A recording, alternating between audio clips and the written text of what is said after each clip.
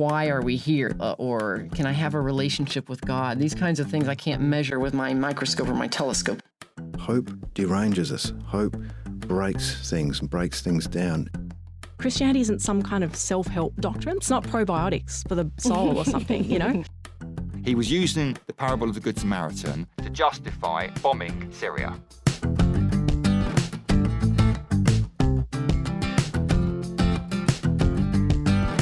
What do you think might be surprising for a contemporary Westerner, secular Westerner, in terms of what Christianity could give them if they were to have a look? Oh, pleasure. I think that's... It would make their lives far more interesting, exciting, and pleasurable and physical. You know, because they're essentially alienated from their bodies if they think their bodies are just pieces, bits of matter, whereas the body is precisely the site where kind of matter and mind are interacting. I mean, they would just find their lives way more fun. I think that's the point. Welcome to Life and Faith. I'm Simon Smart. Today I'm bringing you an interview with British philosopher and theologian John Milbank. A formidable talent in his field, John Milbank's book Theology and Social Theory, published in 1990, laid the foundations for a movement that came to be known as radical orthodoxy, if you're interested in such things. More recently, he wrote with Adrian Pabst, The Politics of Virtue, Post-Liberalism and the Human Future, and we touch on that subject in this episode. Today we'll be talking about the West's rejection of faith, the reasons for that, and what it might mean. First up, though, an extract from a poem by Dennis O'Driscoll called Missing God. His grace is no longer called for before meals. Farmed fish multiply without his intercession. Bread production rises through disease-resistant grains devised scientifically to mitigate his faults. Yet, though we rebelled against him like adolescents, uplifted to see an oppressive father banished a bearded hermit to the desert, we confess to missing him at times. Miss him during the civil wedding when, at the blossomy altar of the registrar's desk, we wait in vain to be fed a line containing words like everlasting and divine. Miss him when the TV scientist explains the cosmos through equations, leaving our planet to revolve on its axis aimlessly, a wheel skidding in snow. There is a perplexing current in our culture that wants to say that all forms of life are, from bottom up, simply material things. There's no non-material reality. We are merely physical beings without souls. Our minds are simply our brains. But the implications of all that, should it be true, are profoundly important, it seems to me.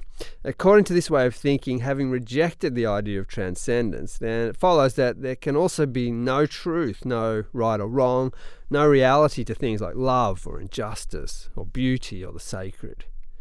It's a grim way of thinking about life, actually. And John Milbank has a bit to say about all this, along with what he thinks is going on in the rejection of religion in the West.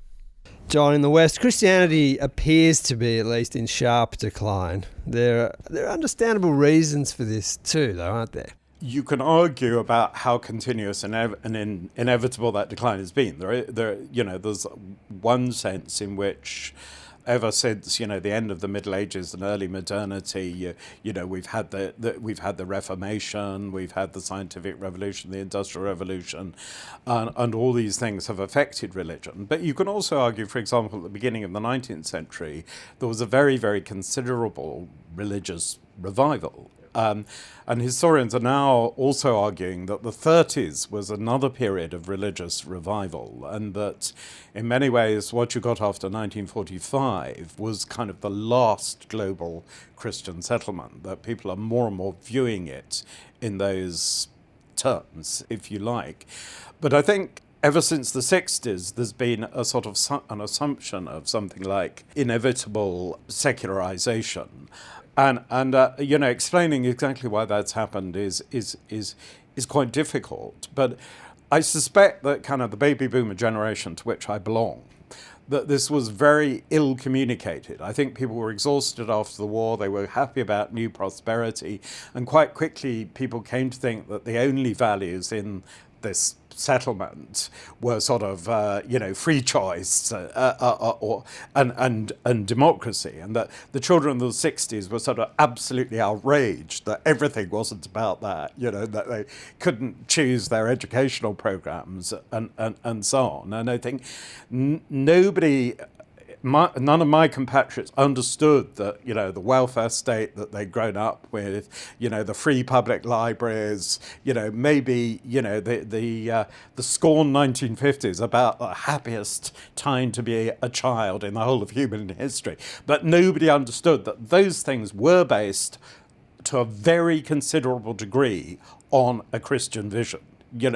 Both in Europe and in America and in Britain. I think nobody understood that. So I think about ideas about human dignity, human flourishing, the ends of human life were kind of not communicated to us. And so I think there's a sense of complacency that already Christianity after the Second World War slipped too much into a kind of liberalism, even though it was qualified.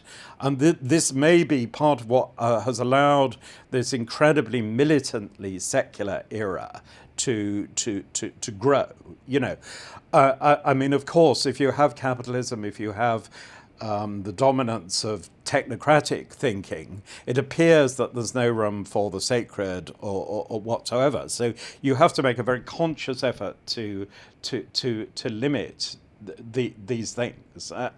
And essentially what I'm suggesting to you is that these sort of the dominant modes of liberalism are about desacralizing. If you desacralize, you can turn everything into money. You can rearrange everything, ad libitum. And so that it's not so much just at the level of belief, but the main processes of our society.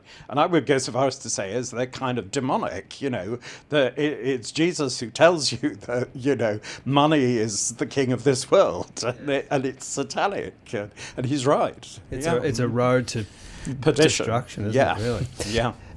This dominant secular scientific assumption that in the West particularly, that material reality is the only reality is quite perplexing, and I often consider how most people don't live like that's true. Like they live with ideas of good and evil and beauty. I could not agree with you more. Yeah.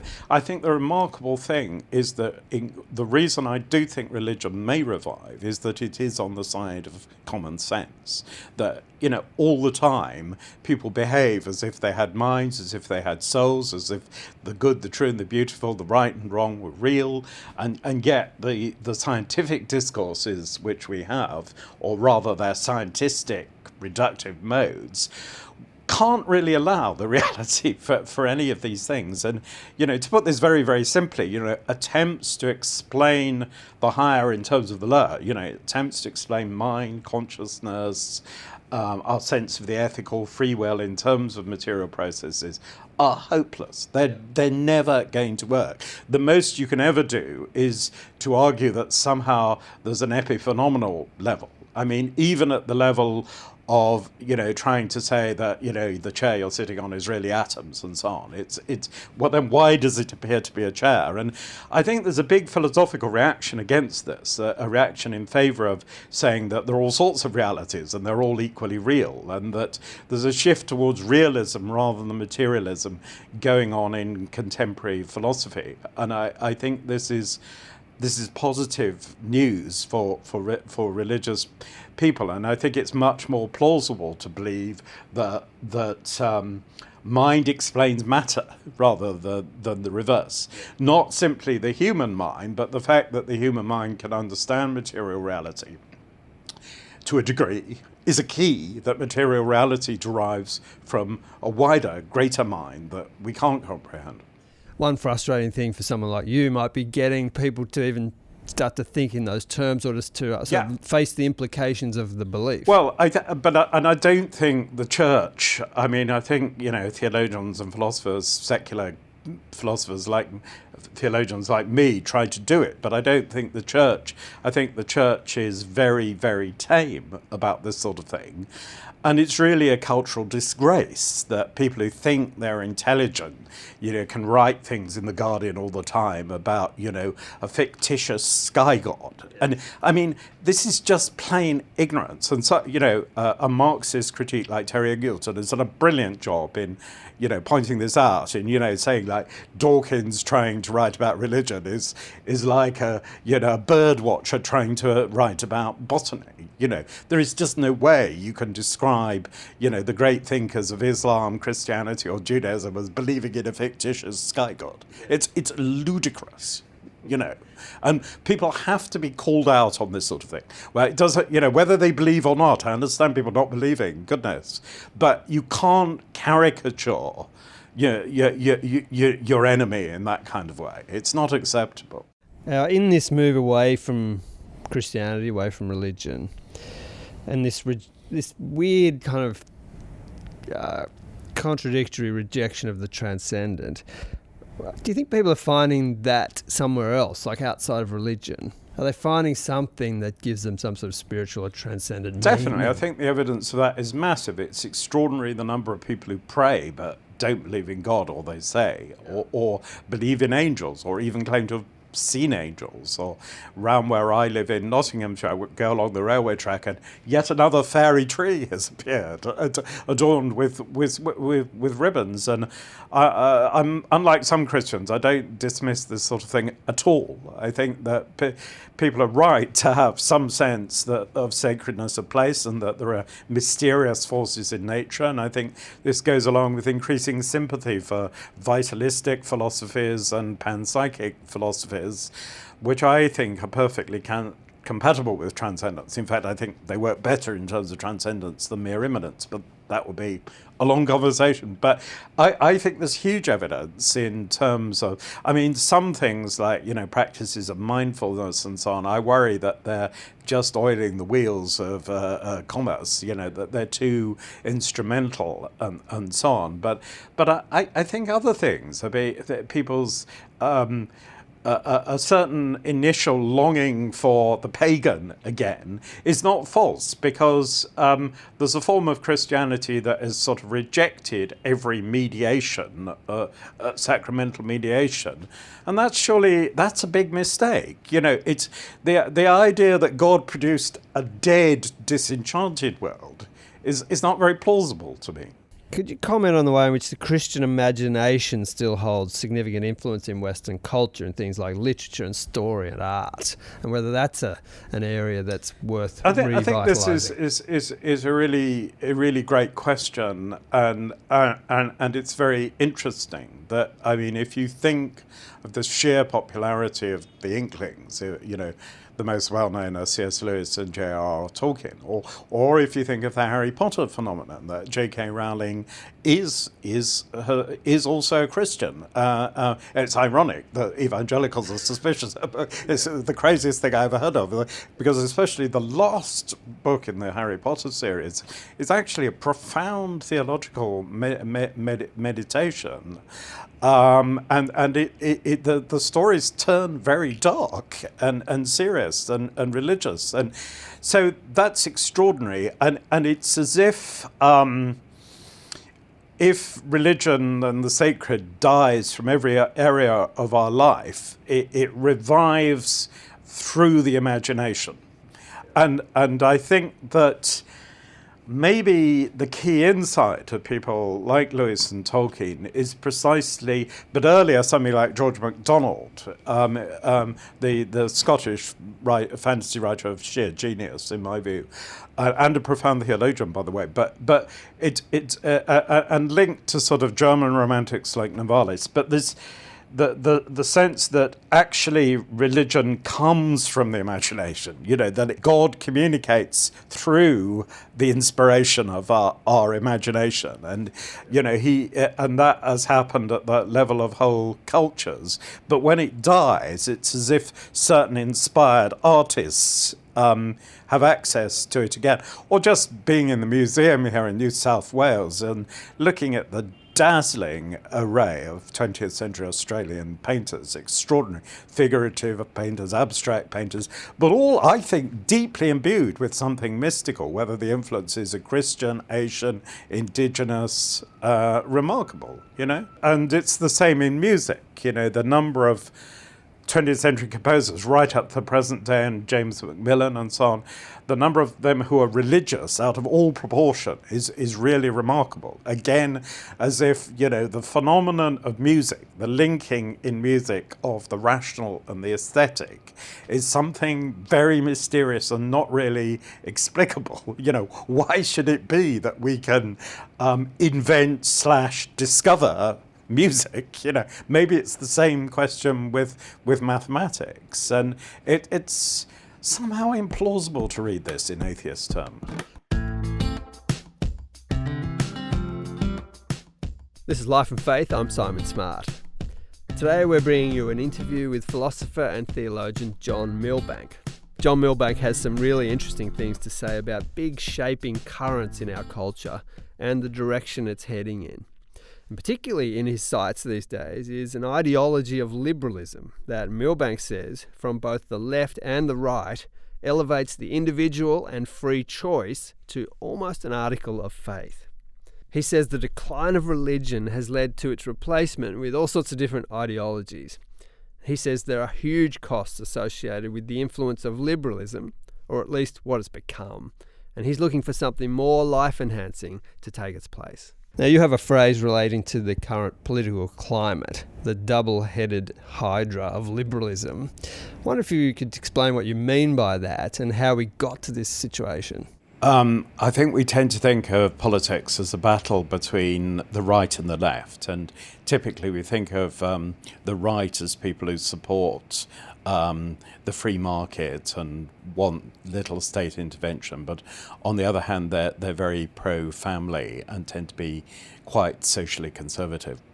Then on the other hand we have the left, and they tend to be thought of as more in favour of state intervention and welfare, but much more liberal about issues to do with family and sex and gender and so forth. So my thesis is that these two things appear to be in opposition, but they aren't really, because what we have is an economic liberalism on the right and a cultural liberalism on the left. And if you look back over the past 40 years, we've seen a greater and greater triumph of liberalism. So we've had, free market economics, but we've had an increasing breakdown of family and sexual norms, and generally a rise of a kind of narcissism. And the left likes to think, well, it's winning the cultural battle. Somewhere down the line, it might win the economic battle. But increasingly, that doesn't seem to be able to do anything about increasing poverty in the world or ecological destruction. It deludes itself. And this is because, I think, increasingly these two things are harmonizing. Yeah, so it's almost like two elements of the one thing, in different guises. It's like a shadow battle. It's as if things are set up for whatever reason to disguise the fact that these are allies. Yes, and how did we get to this situation? It's a long history, but is there an easy way to say that, or not really? My suspicion is that you have to think of the whole of modern times, since the 19th century, as a battle between religion in decline and rising secularization. And that as you've got religion in decline, you get ideologies substituting for religion. You get fascism, you get communism. And what we've failed to realize is that liberalism is also an ideology. It's not really neutral. It's the cult of the individual and of free choice, or of kind of aggregated choices, which are so-called democracy, as being completely normative. And I think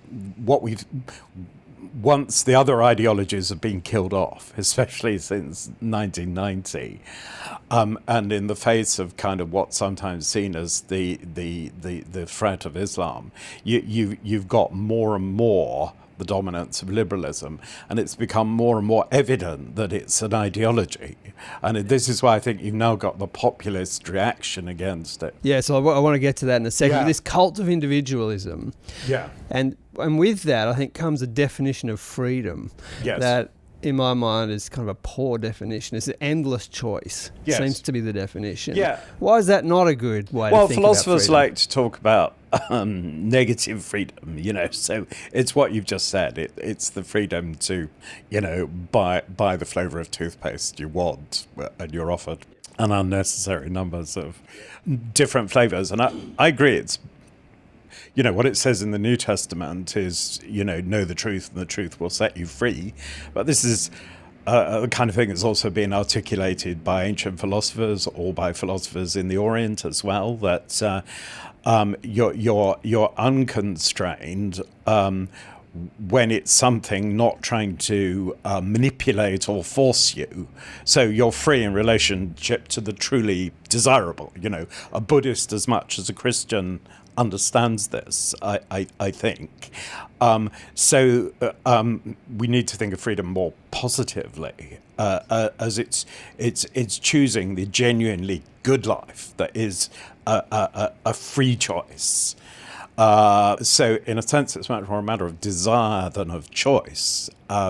It's when something's trying to seduce you in every sphere, you're not really free. But when something is truly desirable for you, then you're free. So there's a sense in which wisdom might be a good way to think of this, and I guess it requires an agreement that there actually is such a thing as a good life or a right choice. Well, that's where it gets controversial, yes, and that can sound far too dogmatic. But I think that the more important point is to have a belief that there is a good life, that it's something you're searching for, and that can vary for individuals. There can be different valid ways of the good life, but there can be also a sense that this is objectively the right choice for somebody. It's really making them flourish, and nothing is ever completely isolated. We're all always doing a version of something that other people have already done. Say if you become an artist or something like that, or a doctor, these are roles which you perform in your own way. And I think that so much of life we do have to agree about what the good is. In many ways, liberalism is an enormous lie. Even if you live in a village, in fact, you're having to all the time take implicit choices about what the priorities are for that village. All the villagers agreeing, implicitly, they need some space to walk their dogs where their dogs aren't going to foul the place. This is a very simple example of the way in which life isn't just about kind of private free choice. But the danger of imagining it is that you reduce those common spaces, you enclose them, and everything gets more and more privatized. And I think, for example, in the United States, I think you see that, a landscape of extreme privatization and very little place for common assembly or places to walk freely, despite the fact that this is the most enormous country. It's really, in a way, quite absurd. You walk somewhere without the danger of being shot. Exactly, which often happens to British people or members of the Commonwealth. They imagine they can go for a walk in the woods and that a shot rings out. They just get shotgun pellets on their right. backside. So we've seen populist movements in the US and the UK, Brexit and the election of Donald Trump and so on. In what sense is that a movement? Is that movement a backlash against the domination of liberalism, do you think? I think it very much is. I mean, it's been characterised by a British commentator, David Goodhart, as the battle between the nowheres and the somewheres.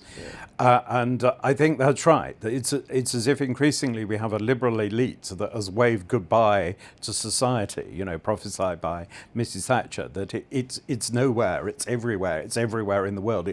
It doesn't need to have roots, it doesn't care.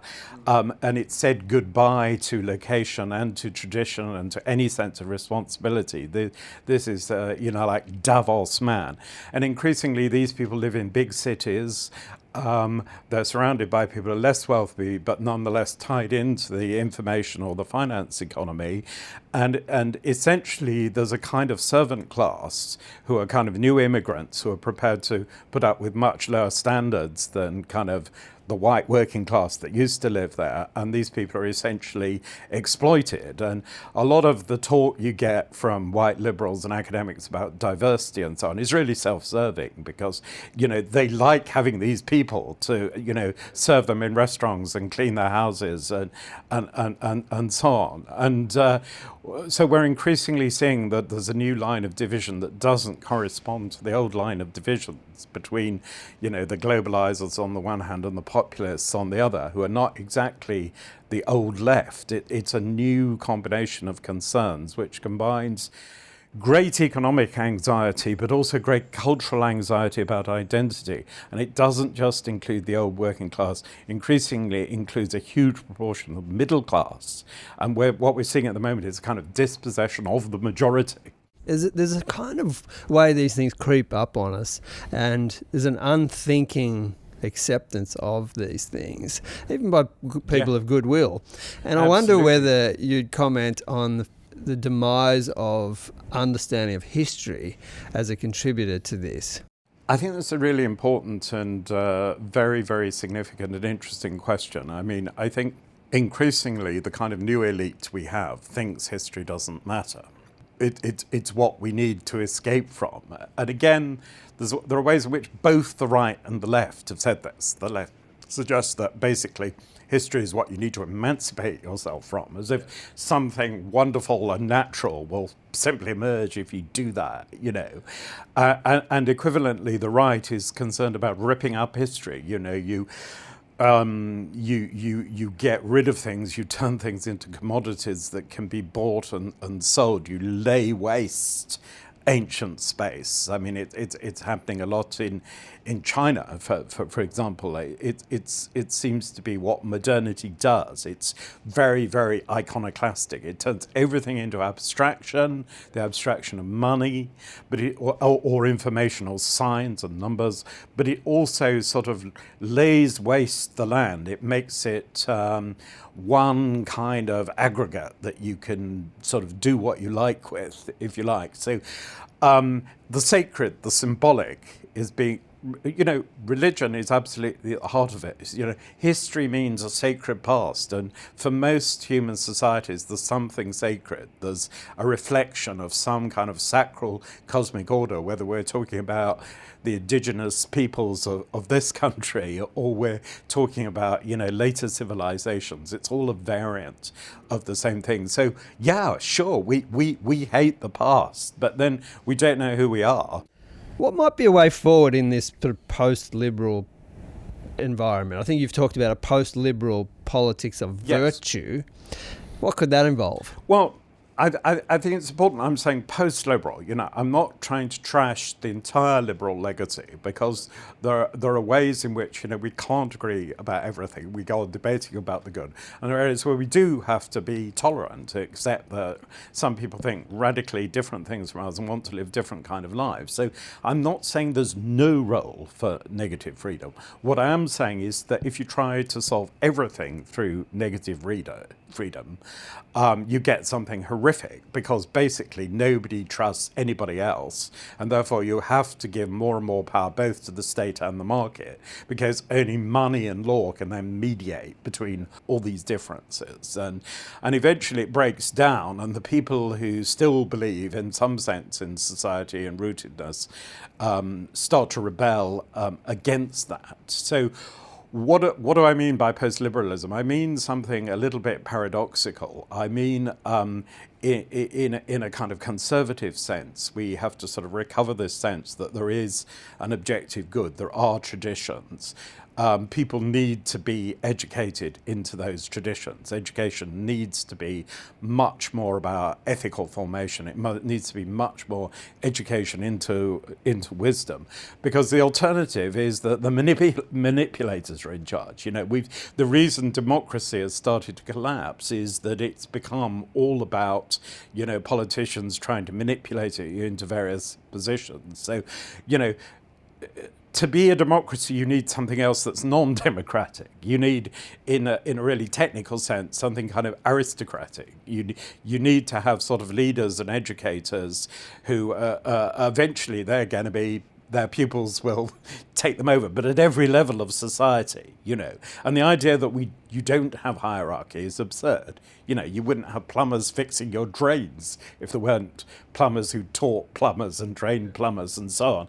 And but it's as if we pretend that dimension of society doesn't actually exist. So I think we need far more sense of vocationalism, and we need to recover the sort of ancient and Greek and Republican sense that politics isn't just about increasing choice, or in Australia, increasing utilitarian efficiency. I gather you're all kind of Benthamites, but it's not about that. It's about forming people in virtue. It's about shaping the good life in common. It's trying to produce real human flourishing. And of course, to reiterate, that doesn't mean we already know exactly what that is, but it means we're committed to a process of discovery of what that might be. Flourishing along with nature as well, yeah. Yeah, right, that's very important. Yeah, very important. How optimistic are you that we will be able to work towards some kind of common, a recapturing of the common good idea? I don't know whether I'm optimistic or pessimistic. I'm not sure that's the point. But I do think there's an opportunity, because people are looking for something precisely because things are breaking down. I think that, you know, there's danger of populism and a desire for community to take an ugly, atavistic, nationalist, racist form. But I also think that liberals are far too quick to impose those judgments on ordinary people, and that they can be persuaded towards a good version of what they're looking for. So in that sense, I'm trying to be optimistic.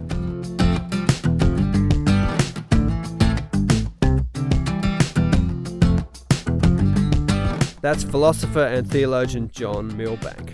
He was in Australia with his wife Alison Milbank, also a formidable writer and academic. We'll have an interview with her coming up in the show. They were here in Australia for the ADM School of Theology, Culture and Public Engagement. The poem Missing God, read by Kerry Mallinson, of which we read a portion today, is by Dennis O'Driscoll and came from the book The Splash of Words, Believing in Poetry by Mark Oakley. If you enjoyed this conversation, please do let your friends know about Life and Faith and get them in on the conversation. Subscribe to us on iTunes or on Spotify, we're on there now, or wherever you get your podcasts. And while you're there, it'd be great if you'd leave us a rating. Next week, Tim Dixon from More in Common.